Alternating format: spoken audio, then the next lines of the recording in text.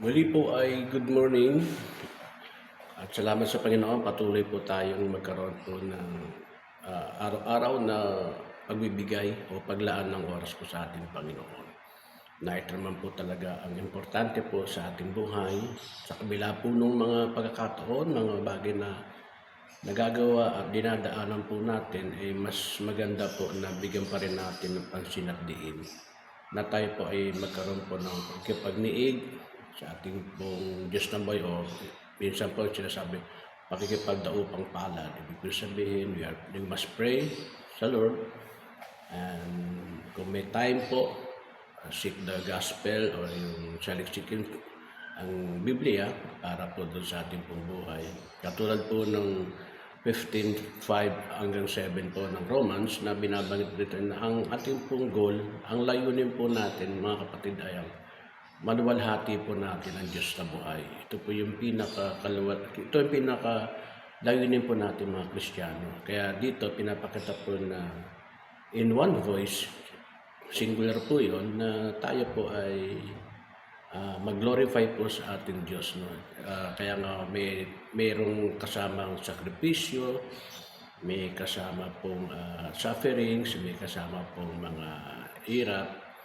But then again, itong mga bagay pang ito ay ina-harmonize naman ito ng Diyos para po maging kagalakan naman po para po sa atin. Sabihin, yung pagduwalhati natin sa ating Diyos na buhay at nagkakaisa po tayo po dito, ang ibinabalik po sa atin bilang head of that family or the church ay kagalakan naman po para po sa isa't isa. And also, alam naman natin na ang Diyos po ang Diyos ng provision, Diyos ng blessing, Diyos ng healing. Kaya naman ibinabalik naman po sa atin ito kung ano po yung narapat naman na ating pong ginagawa. Ano po, yung pagsasakripisyo natin sa buhay po natin ay maging bahagi po yung ating pong pagpapasalamat, pagkilala po doon sa magagawa po ng Diyos po sa atin, especially po sa ating family,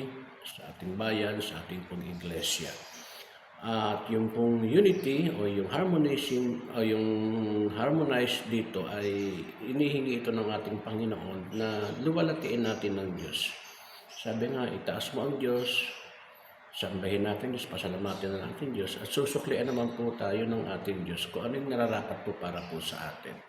Kaya bilang church po ay patuloy po tayo magkaisa na ang layunin po natin una ay ang maluwalhati po muna natin ang ating Diyos.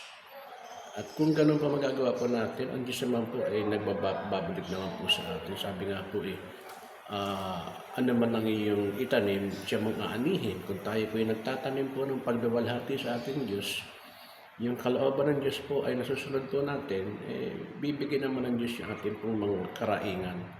At naniniwala po ako na ang Diyos po ay hindi sinungaling, siya po ay Diyos na tapat. At ito po yung dapat po nating maunawaan na hindi po ito yung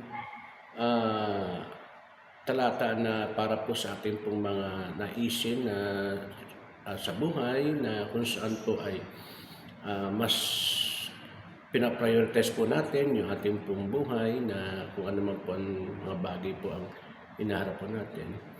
Ay bahagi lamang po yan ng buhay po natin. Pero mas doon sa mga bagay na ito, mas lalo nating luluwalhatiin ang ating Diyos na buhay. Kaya ano po yan, kaya problema man yan, kaya sakit man yan, financial problem man yan, sa ganung pagkakataon, ay layunin pa rin natin na itaas at luwalhatiin natin ang ating Diyos. Kasi alam naman ng Panginoon yung mga bagay na dinaraanan pa natin. At alam ng Diyos yung ating mga sufferings, alam ng Diyos yung ating mga paghihirap. Kaya naman sabi nga po nagbigay ang mga alagad ng kanilang buhay, naglingkod, ano naman daw po ang kanilang makikita. Sabihin ano naman po yung matatanggap nila. Pero sabi ng Panginoon, kapuspusan at mga 100% na ibabalik po sa kanila yung mga bagay na talagang kailangan po nila sa buhay. Unahin lang po natin luwalhatiin ang ating Diyos. Salamat po and good morning.